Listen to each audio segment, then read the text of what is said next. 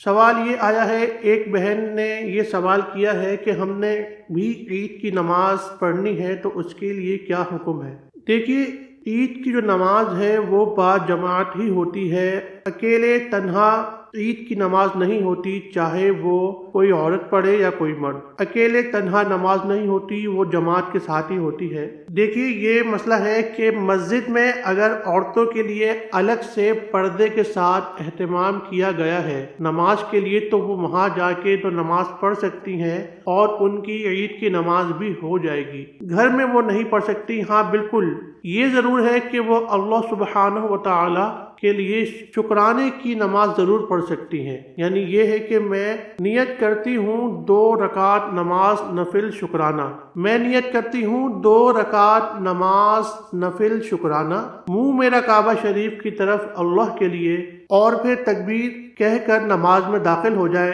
جس طرح ہم دوسری نماز پڑھتے ہیں، تلاوت وغیرہ، رکوع وغیرہ، اسی طرح وہ پوری 2 رکعت نماز ادا کر لیں، اس کے بعد اللہ سبحانہ و تعالی سے دعا مانگیں اور اس کا شکر ادا کریں۔ بالکل شکرانے کی نماز تو اکیلے تنہا پڑھی جا سکتی ہے، لیکن عید کی نماز نہیں پڑھی جا سکتی۔